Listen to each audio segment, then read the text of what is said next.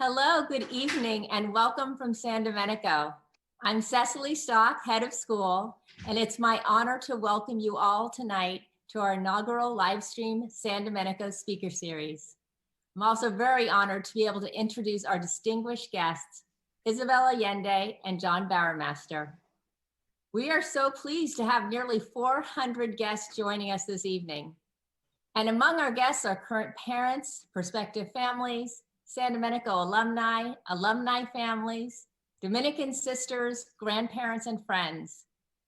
We have members of our extended SD community joining us tonight from throughout the Bay Area and the United States, and also from Canada, Mexico, El Salvador, Hong Kong, Vietnam, and Costa Rica.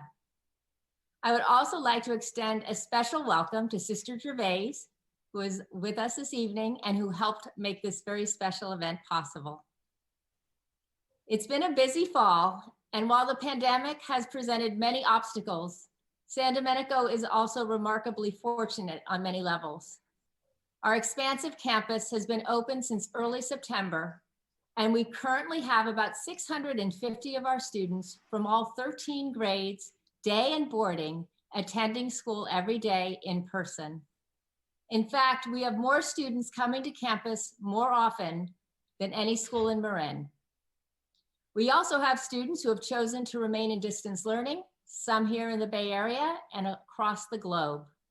But thanks to an incredibly dedicated and talented faculty and staff, we have been able to deliver our exceptional education both in person and in distance learning mode, and often at the same time.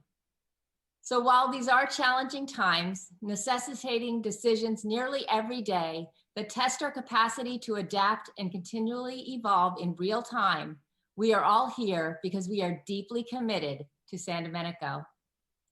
And now it's my privilege to introduce Isabel Allende, beloved author and a dear friend of San Domenico.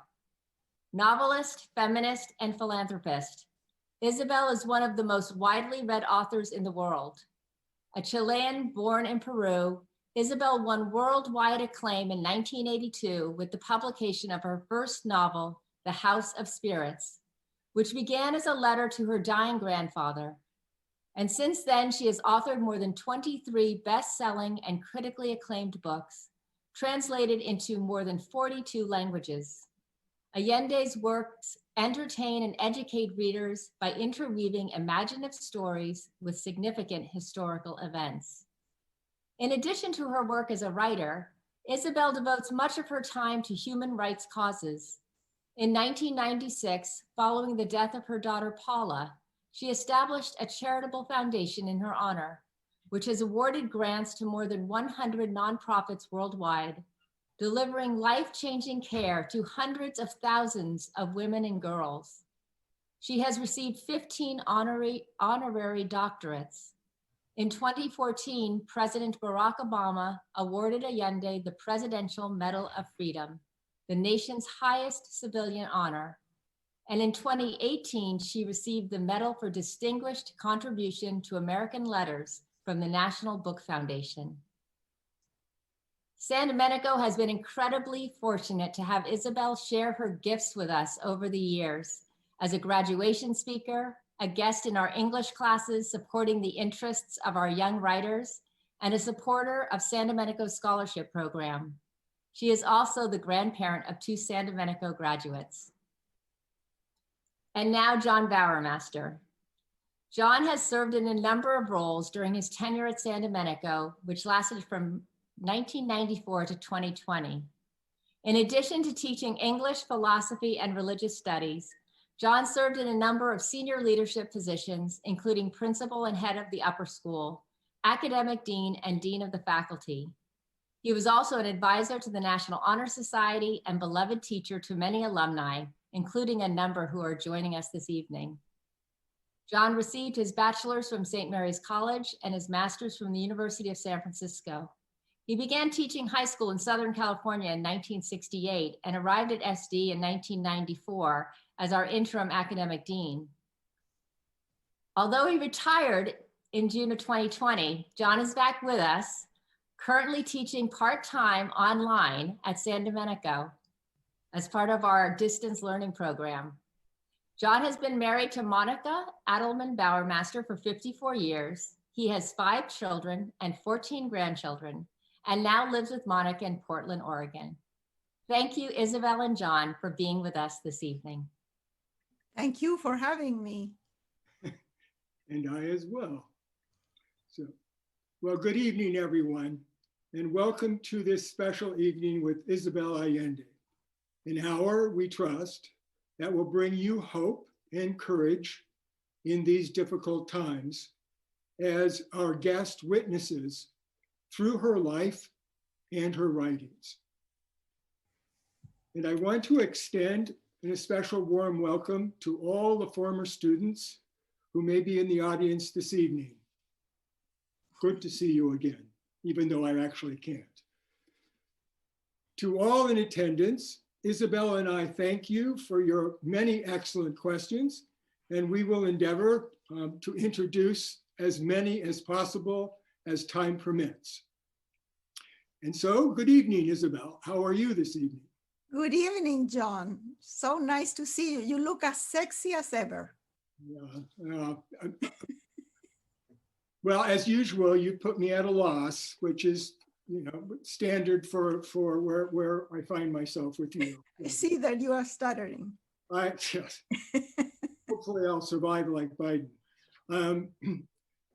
So Isabel, why don't we begin on, let's call it a high note. You married recently. So how is love at a later age in life, especially one enjoying a pandemic? I don't know, John. Love at any age is the same. You fall in love and you think it's forever, and usually it isn't. And I fell in love when I was really young, and falling in love now late in my life at 78 is the same, only with a sense of urgency. I know that I don't have time to waste. I visualize my life, the rest of my life as a calendar. And every day I take a page off from the calendar, and I want that page to be as good as possible. I can't waste my time. So in this relationship, in this late relationship, there's no time for pettiness, for intolerance, impatience, jealousy, those little games that can make life difficult for a couple. So we try to make it as good as possible this day, thinking that we don't have so many more. So given the circumstances in which you and your husband now live, you as a writer need time, need space, if you will, in order, you know, to do your work. What do you find as inspiration, especially during a time of a new marriage and of a pandemic? Well, the pandemic has forced us to be indoors for 8 months. It's a very extended honeymoon, let me tell you. I mean, even for a young couple, it would be too much. For us, it's been really hard. Also, I live in a very small house. I wasn't planning to get a man in my life. So it has 1 bedroom and an attic where I work. This room that you see, this is my working space. And it is really small, but I can really close the door and have privacy, time, silence, solitude to write. And I have been very productive during the pandemic. I've never been bored. And I don't miss my other life much. The only thing that I really miss is hugging people, touching people, being face to face with people, close. That I miss.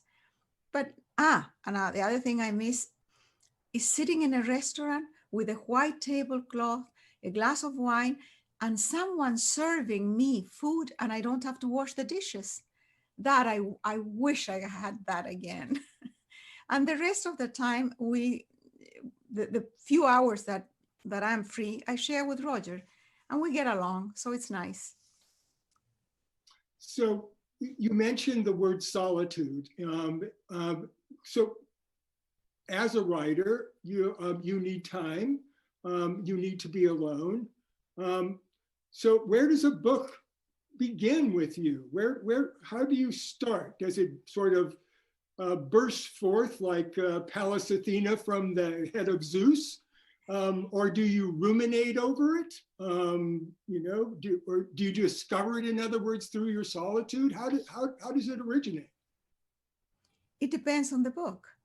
I start all my books on January 8th. And that date is a very convenient date because it's winter. It's a time to be indoors and inside yourself, I mean. It's a time of reflection. And also having a date to start allows me to free my calendar for several months.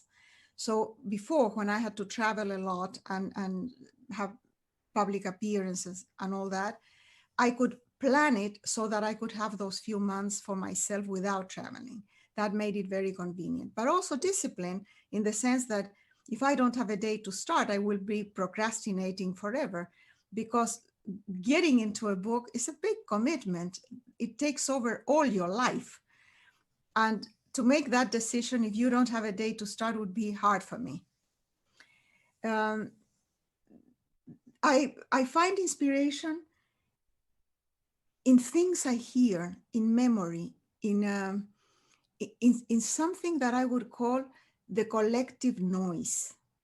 A sense that there are things in the air, that the air vibrates with this chorus of voices in every language that are telling their lives, their dreams, their hopes, their fears.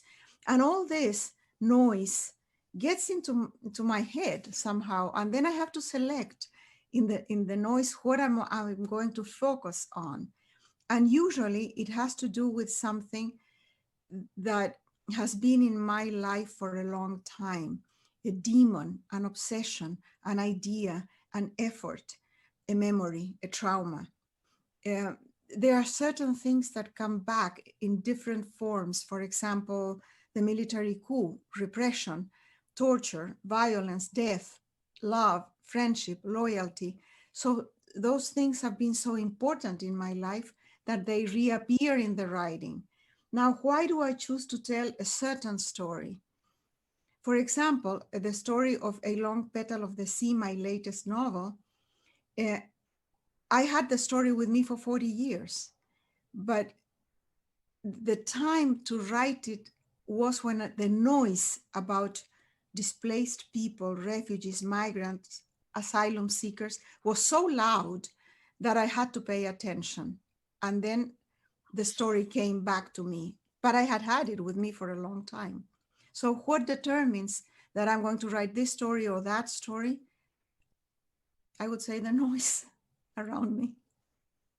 So it's interesting, in your last three books, you've written about people who are displaced, who are immigrants, refugees. So, and that has stayed with you, as you say, for 4 decades. So why is that issue so relevant for you? Because I have been, I could say I've been displaced for many reasons. I was the daughter of diplomats.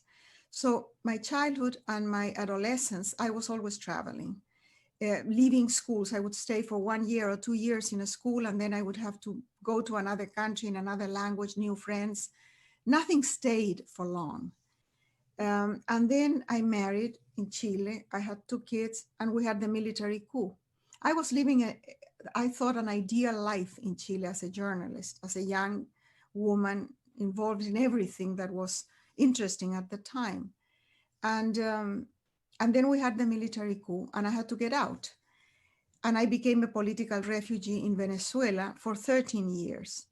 By the time I could return to Chile, I had divorced my husband, and I was married to an American living in California as an immigrant.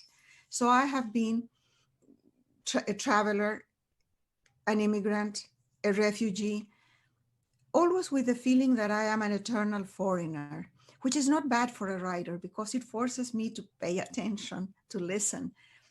In order to adapt, when you don't know the rules, you have to be careful, very attentive. most people are not attentive because they just live their lives. They take everything for granted. I don't take anything for granted. I'm always asking questions that other people wouldn't ask because they know the answer. But in asking the questions, I get the stories that I write. So when you have an idea, then what is the process like? Do you, for example, I mean, when I read your books, I notice that there's a granular level. In other words, there, you know, the sensuousness of the sentence, of the detail in the sentence, or the historical details. It is, as I say, you know, at this sort of granular level. How do you, is this something that you've researched, or is this something that comes from, let's say, a wild imagination, or is it some sort of combination of both? When I write fiction, many of my books have a historical background. There is a sense of place and time. So even before I can imagine the story, I research the place and the time. For example, the Civil War in Spain. So I research that, and that gives me a very rich material that I can use as a foundation or a theater where I will move my characters. But I usually don't have the story and I don't have the characters. I allow the time in front of my computer every day for the story to manifest itself, to tell itself, and the characters to speak to me. And this is a long and tedious process the first few weeks, because nothing is happening really. I'm just trying this and it's not working, trying that, it's not working, and I have to start again. I don't have a script, and I don't have a plan of where, I don't even know how the book will, where the book will go, let alone how it will end. And the ending is really interesting because often I have written, let's say, 360 pages, and then I wake up in the middle of the night and I say, I know how this is going to end. And then I run to my attic here to write the ending, and I realize that the book ended the day before, that there's nothing that I can add. And I always want a happy ending, but usually my endings have like an open feeling to invite the reader to contribute to the ending, because life has no endings, it's just a process. But what I wanted to say is that in fiction, the first duty of the writer, of course, is to trap the reader by the neck and don't let the reader go. And the second obligation of the writer is to make the story credible. So you have to surrender to the fiction, to believe that, yes, it's true. And how do you do that? With the details that are really true, with that research that gives you the real place and the real time. Yeah, so, you know, those of us who teach English, for example, teach literature, you know, we talk a lot about structure with students. You know, we look at a story and we ask questions about plot and characterization and point of view and so forth and so on. And that seems to be something that is not of consideration for you.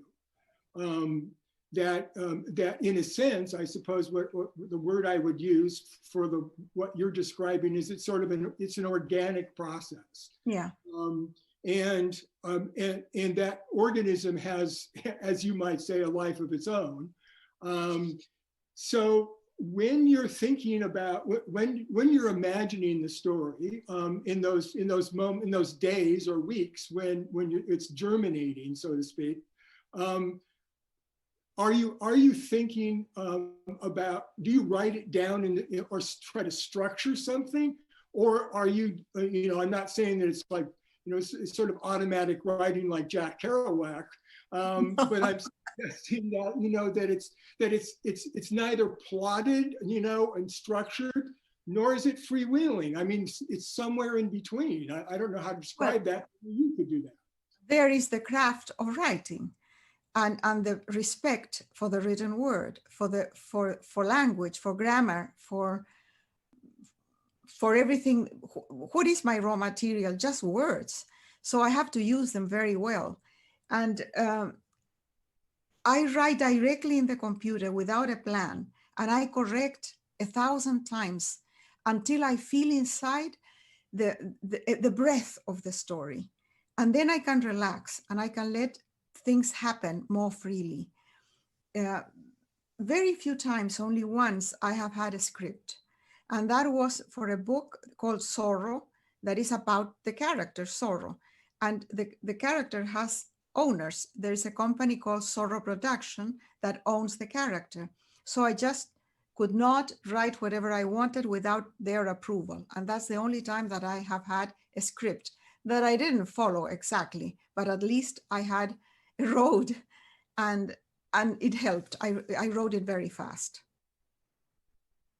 So one thing I've wondered about, and I'm going to interject it now rather than continue with along the line of the writing itself, is that you just mentioned the language, and you're writing in Spanish and not in English.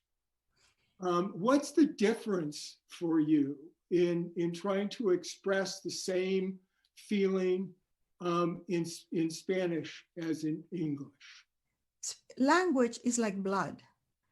It's very personal, and it's cultural. It's when you learn another language, you learn another way of thinking, which most Americans never learn another language, so they can only think in English. And I can write. I write in Spanish, but I can translate it to English. For example, this book, which is my latest book, is now in Spanish, and it's a memoir about being a woman and being a feminist. I wrote it first in Spanish, and then I wrote it in English. I can do that because it's not fiction.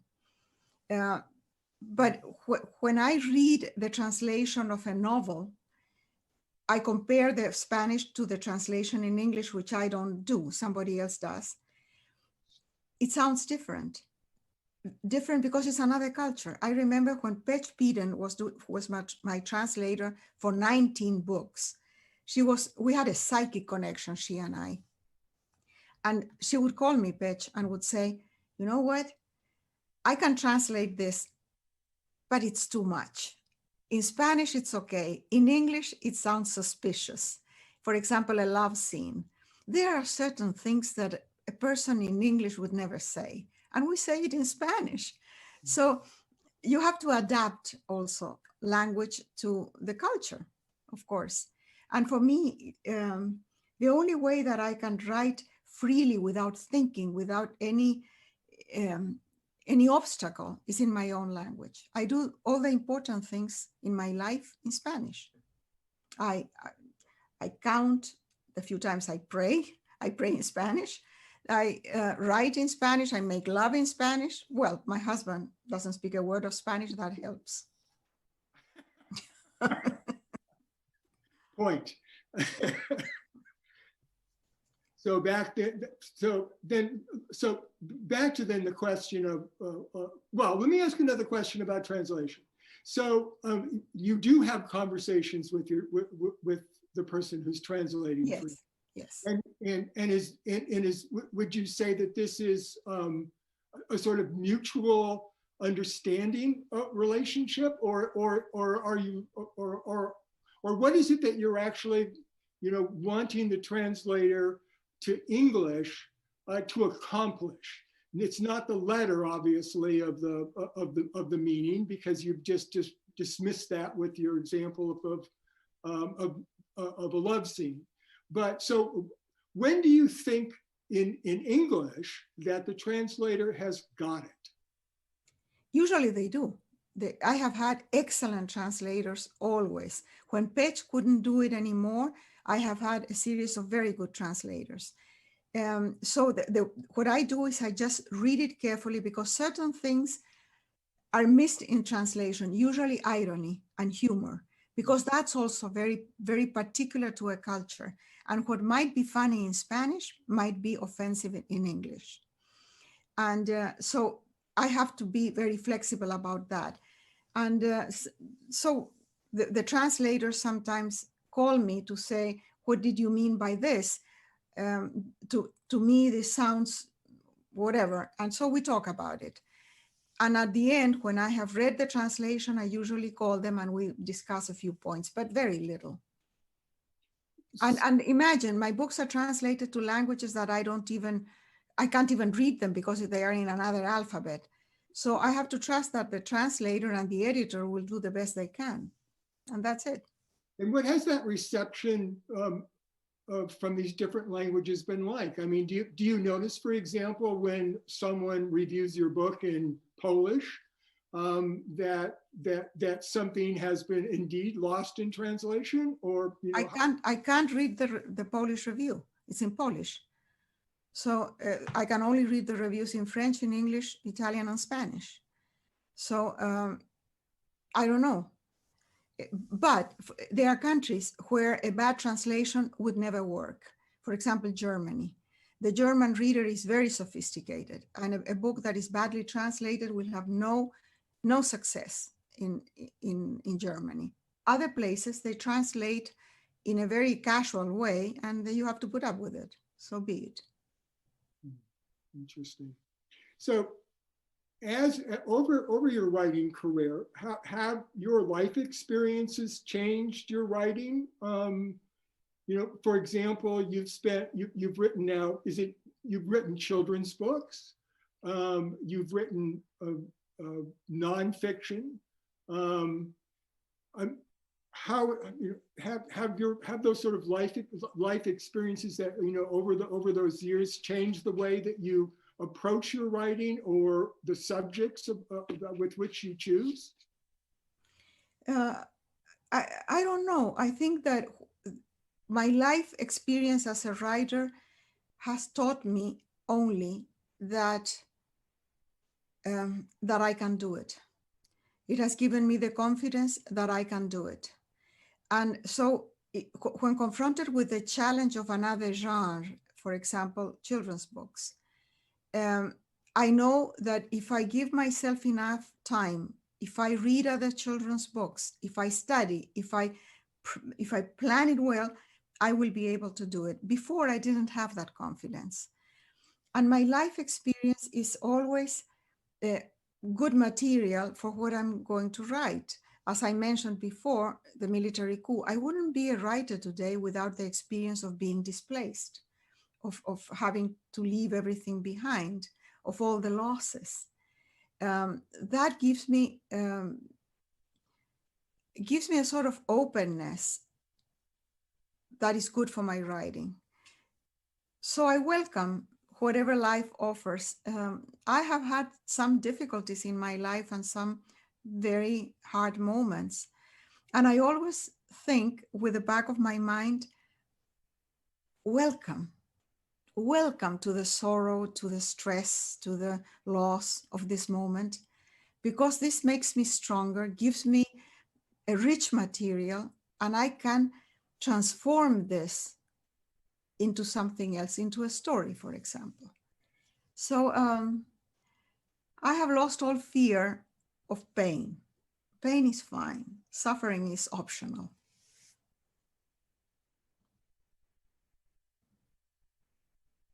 I'm thinking about that. Thank you. You're thinking about that. Yes, pain is unavoidable, John. We all have it. And in one degree or another, sooner or later, we all experience pain. And instead of resisting it, I have learned to just open up and let it come and go through me without opposing resistance, because when I resist it, then the suffering begins, the real suffering. And the best example is the death of my daughter. Exactly. Yeah. So when you wrote Paula, which is a difficult book to read for the right reasons, did you find that, was that an experience of grief? Was it an expiation? Well, Paula died on December 6, 1992. Yes. And I started writing my books on January 8th, a month later. I didn't think I could write anything. I didn't think that I could go on living after she died. And my mother said, if you don't write, you'll really die. And so on January 8th, my mother accompanied me to the little hut where I had my writing space and said, I'm going to Macy's to buy a sweater, you write whatever. And she gave me back 180 letters that I had written to her during that year and that she had in chronological order.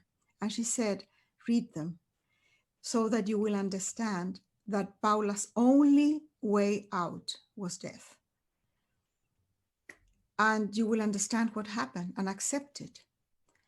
So I did read the letters and I started writing that memoir. I would say that it was written with tears, word by word, tear after tear. But in the process, what my mother had said happened. I could see that year of horror divided in days and nights, see the chronology of what had happened, understand that Paula, there was no way that she would ever wake up from that coma. And she was better in death than living a life like that. So I could accept it. It hurt terribly writing the book. But then the book was published. At the beginning, I thought I was writing just for the family. So I didn't censor myself at all. And then people who read the book, especially Paula's husband, said that it could be published. And so it was published and something extraordinary happened, John. I got thousands of letters and they were letters because there was no email at the time. So I would get real mail in the mail. The letters would accumulate in boxes. And I have in the garage in the office, boxes and boxes of people that wrote because they were reading that book. Everybody that wrote felt a connection to the loss, not because they had lost children. Most of them had not, but they had lost their mother or a marriage or health, or something had happened in their lives that they connected to my loss. And I realized that I was not alone. And that feeling of community, of being embraced by the pain of so many people and the desire to reach out sustained me and kept me going for the first few years that were terrible. So when I say that resisting pain is what creates the suffering, I think that in that year of writing the book, I opened my heart and my mind and everything to the sorrow and just lived it fully. And somehow it never goes away, but it becomes like fog. It's there, but you cannot, there's nothing to grab. It's just there. It's a sweet presence. It's fine. And then you had to write another book because you're a writer. Do you recall what the next writing experience was like after that? Yeah, I wrote that book and then I went into a writer's block and I couldn't write, I couldn't do anything. Every day I would sit in the computer and try to write something and it was just flat and horrible. And one day I went to Book Passage, my bookstore, in Corte Madera, and Annie Lamotte was there having a cup of coffee. And Annie said, how are you doing? And I said, terribly, I'm in a writer's block. And she said, there's no such a thing as a writer's block. Your reservoirs are empty, fill them up. And I realized that she was right, that I had invested everything, I was empty inside. So I gave myself a task. I thought, I am a journalist by training. If I'm giving a subject and enough time to research, I can write about almost anything. Well, probably not football or politics, but almost anything. And so I gave myself the task of writing a book about lust and gluttony, the only deadly sins that are worth the trouble, really. And, and I wrote a book called Aphrodite, which is a collection of stories about sex and love and the senses and food. And what are aphrodisiacs? Aphrodisiacs are substances or ideas or whatever that enhance desire, sexual desire. And they were very important in places like India or China, where the emperor or the people in power, the men in power, had to perform with many women and have as many children as possible. So they needed all the aphrodisiacs they could get, and Viagra had not been invented yet. So, there's a whole culture about that. And I researched that, and the research brought me back to life and the senses because it was fun. It was a lot of fun. And that aspect of your writing, the sensuousness, as I mentioned before, and sensuality, those mark your sentences. That's remained, so far as I can see anyway, part of your writing style. Is that? Do you think was there a change? In other words, do you see some after writing Aphrodite, did those sentences change? Did the tenor change, or so that they're different from before? No, before Aphrodite. No, because I had written before a book like Eva Luna, that is a very sensual book. It's all about the senses, and the language is also sensual in many ways. So I don't think that changed. And the language has to adjust to the subject. You cannot tell a story about repression and torture and slavery with the same language that you tell a story about aphrodisiacs. It's a different color, a different tone. And often, one of the most important things for me at the beginning of the writing is to get the tone. I remember once that I was with Amy Tan years and years ago, and we were trying hats in one of those consignment stores, and she was trying the hat, and she said, the most important thing is the tone. And I didn't know if she was talking about the hat or writing, because it applies to both. And really, why sometimes you love to read something? Because sometimes you can feel in the language the tone as you do in music, that you feel a cadence, a rhythm, the richness of a word that was placed there, just there. I often read a paragraph aloud to see how it feels. And then I realize, no, this is not the color I want, not the tone. I change 3 words, 3 adjectives, and it changes completely the whole paragraph. So the word is so important. And as I said before, it's the only raw material that I have, and it's free. I can use as many as I want, any way I want. That's great. So if I were a student, and I suppose I still am, the first move that I would make would be, in struggling with the word, is to go to the thesaurus. So how does the word come? What is it that gets you in the moment, or in the right, let's say, hearing mode, to sense that this is it and not something else? Before I start on January 8th, I read poetry. I read poetry in Spanish because I write in Spanish, but sometimes in English to get the idea or to get a sense or a color. Poets have that incredible ability to say in 6 lines what takes me 60 pages. Mm-hmm. So that capacity to summarize, and how do they do that? By the choice of words. So I can learn from their choice of words how to do that, how to create an emotion with few words. So I read poetry. Then because I live in English and I have lost part of my Spanish, the Spanish I use is very ordinary.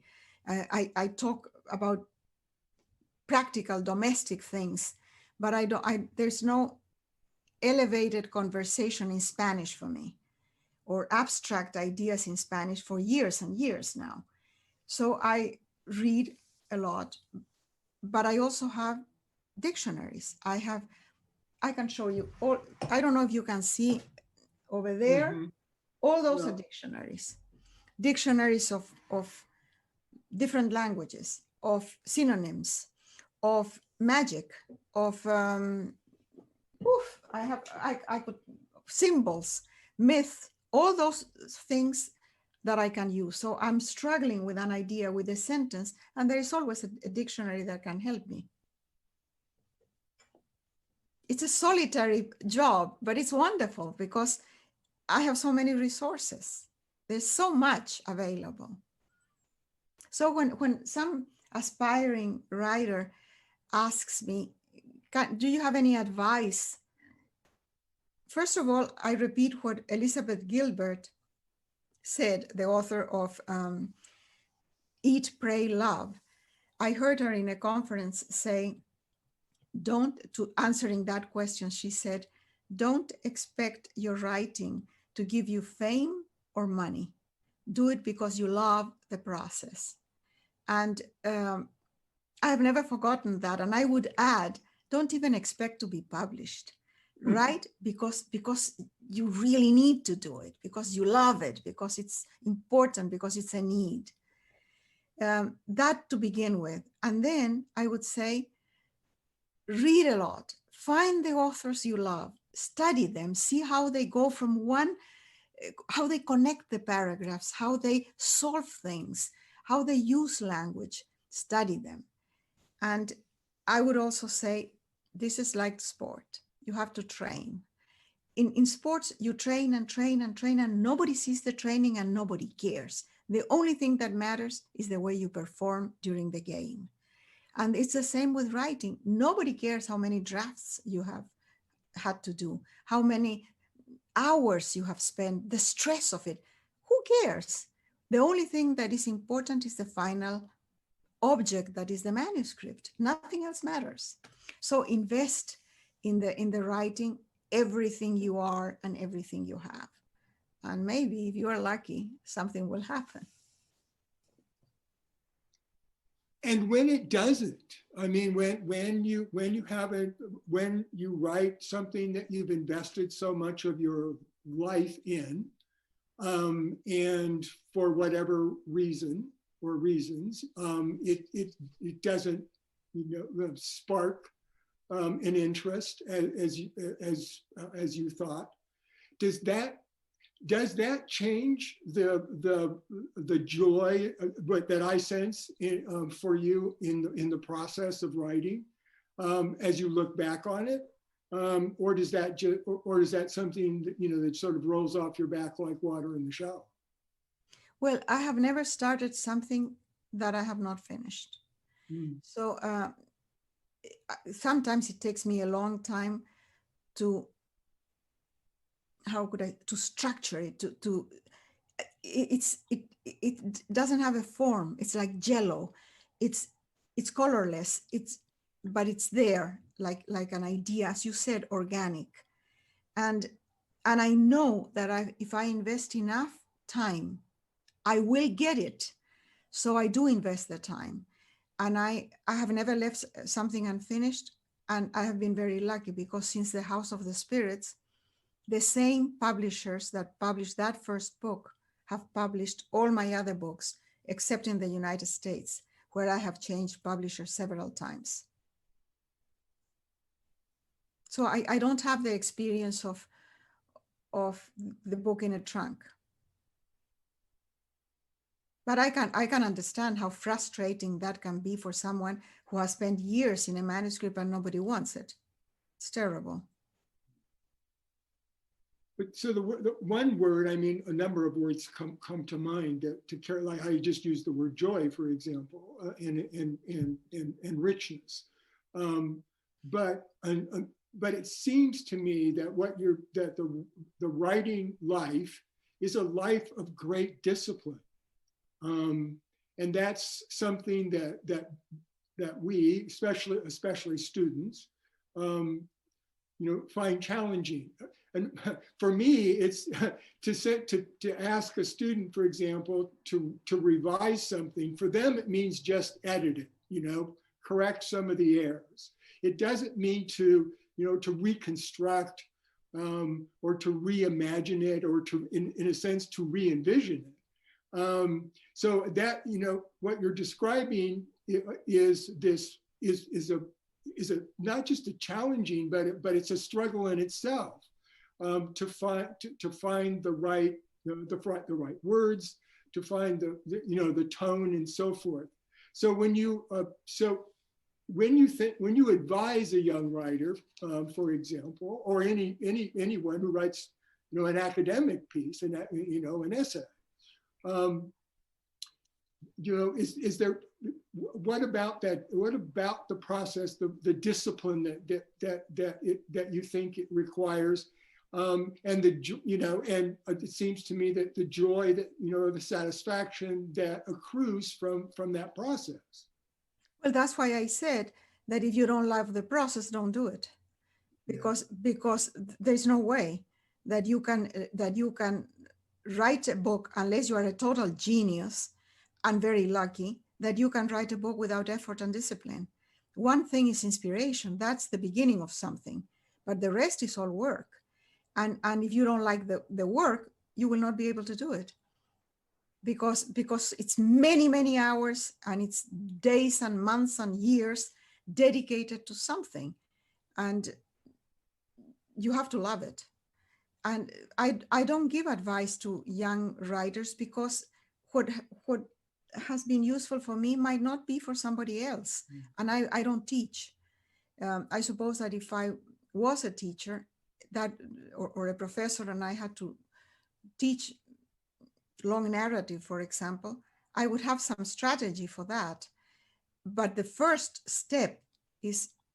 question is, do you really love it? Are you really willing to spend all this time? Do you have the discipline to do it? It's not going to happen without that. It's not. And very fortunately for me, I come from the school of rigor. My grandfather, yeah. So I was brought up with a set of rules that were very severe and have served me very well in life. Work, perform, don't ask for anything because you will not be given. Don't whine, don't complain. Serve others, do for others what they will never do for you, and so forth. And to give you an example of the kind of lesson I had as a child, a story that my grandfather would repeat often, was once there was this old man that had an only child that he loved very much. And when the boy turned 12, the father said, climb to the balcony. And so the child did. And the father stood down there in the patio and said, jump, because I will catch you. Trust your father. And of course, the kid jumps, and the father crosses his arms and lets the child break several bones on the ground. And so what is the lesson of all this? Don't trust anybody, not even your father, because he will not help you. So I grew up with these things in my head. And it has been very difficult, with a lot of therapy and marijuana, to get rid of this voice of my grandfather in my head, repeating these lessons. But they have served me well. Now I'm 78 years old. I don't need them anymore.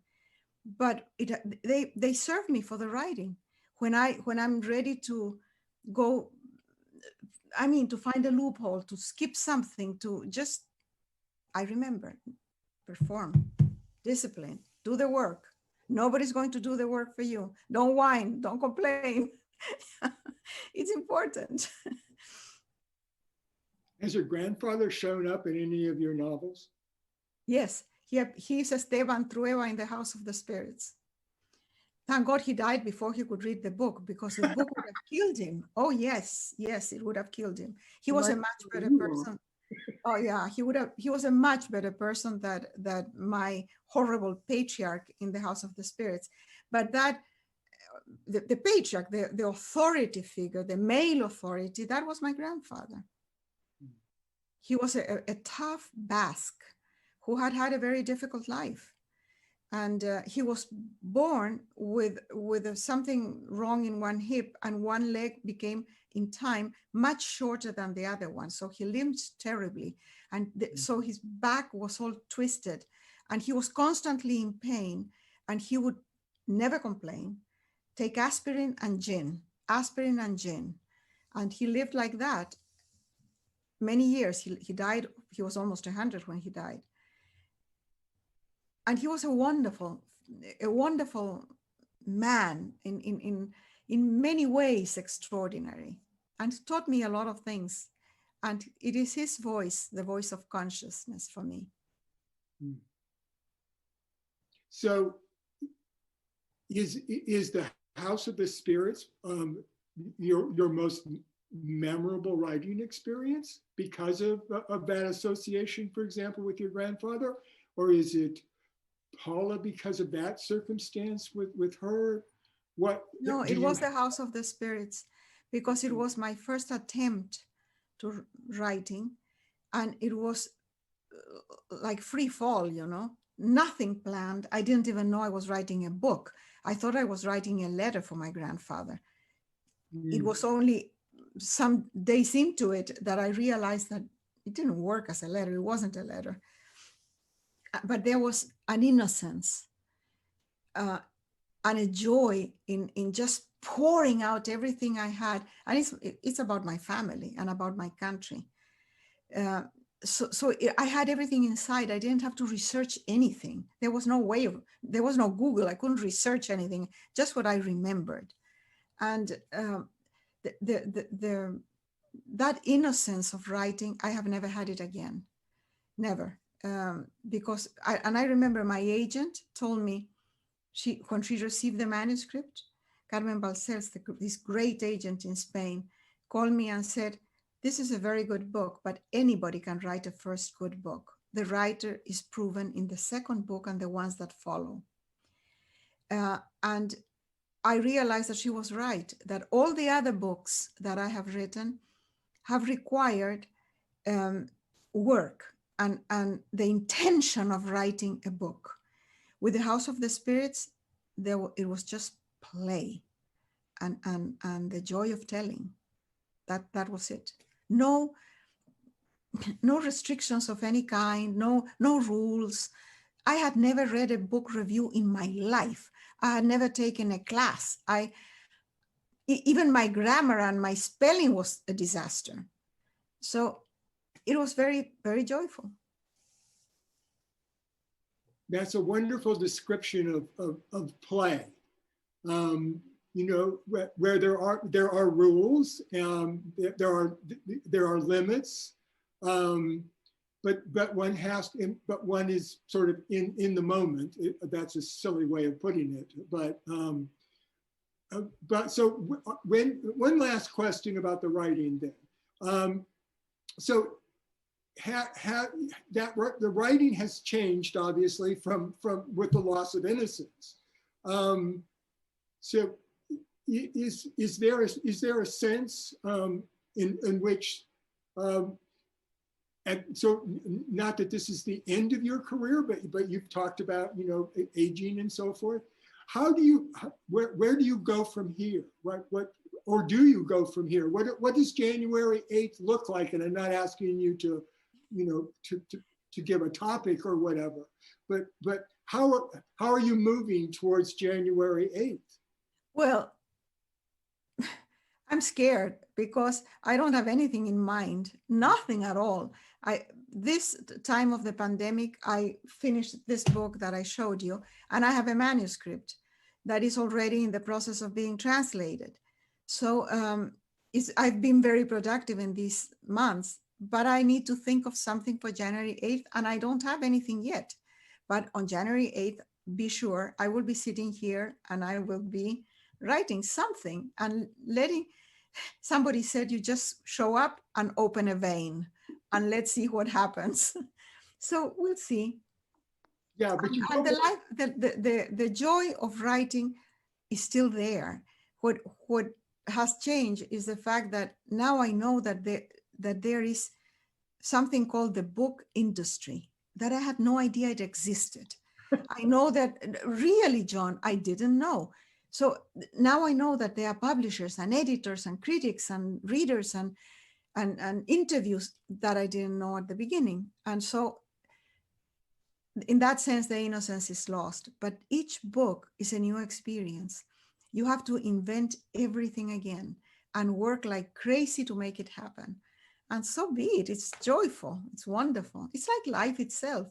You confront every day with a sense of curiosity and a certain passion, this enthusiasm that is important.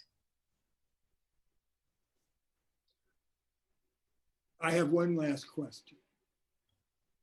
And perhaps what you've just commented upon about your enthusiasm will be the bridge to that. So we hope, moving through the pandemic to some opportunity to establish a new normalcy, because it won't be like what we left. So as you look for January the 8th in your own writing, but generally speaking, thinking about 2021 and not necessarily about the end of this pandemic, what is your hope for 2021? I hope that the new normalcy will be something that we will collectively imagine and create based on this extraordinary experience that we have felt for the first time in history. It's not the first pandemic, but this is the first time that we have a real sense of being one human family. That something happens to a person in China and it happens to all of us. And the only way to defeat the virus is if we all do it together. The sense that we are fragile creatures in a fragile planet. And we have to take care of each other, take care of the community, and take care of the planet. I have learned in this pandemic that I need very few things, that much of the consumerism is not needed at all. And I hope that many people will learn the same thing. I have learned who are my real friends, who are the people I really want to be with and why, and who are the people I can keep at a distance and why. Who am I also? What do I want for my own life? What do I want for the world and the planet? It's a time of reflection. So many people are in the same mood of thinking about all this because some of them are forced to. And many of us, it's the first time we have the opportunity to really stop. And I hope that the new normal life will be better and that we will together be able to create, not right now, because this is a long-term project, but history moves in that direction toward more freedom, more democracy, more inclusion, more compassion. I think that we might evolve and we might eventually, John, defeat the patriarchy. That's my last goal. No more patriarchy. I want the management of the world to be shared equally by women, by men, but everybody else equally, and that masculine and feminine values have the same weight in the world. I think then we will have a better world. And on that note, Isabel, I say amen. Amen. Thank you, John. And thank you to both of you. That was amazing and inspiring. I expected it to be inspiring, and I was more inspired than I even expected to be. Now I want to go and listen to the recording and just capture some of those nuggets. Thank you, Isabel, so much. And thank you, both. John. Thank you, John. And thank you to Amazing. everybody else who is listening. Thank you so much. Thank you. And thanks to all of our guests. On behalf of all of us at San Domenico, I wish you all happy holiday season, safe holidays. We hope we'll see you in the new year. We will be doing this again in March with Mr. Mirza Khan, who will speak on finding light in the darkness. And until then, stay safe, be well. And thank you once again to our amazing guests this evening. You guys were awesome. Thank you so much. Take care. Bye. Bye.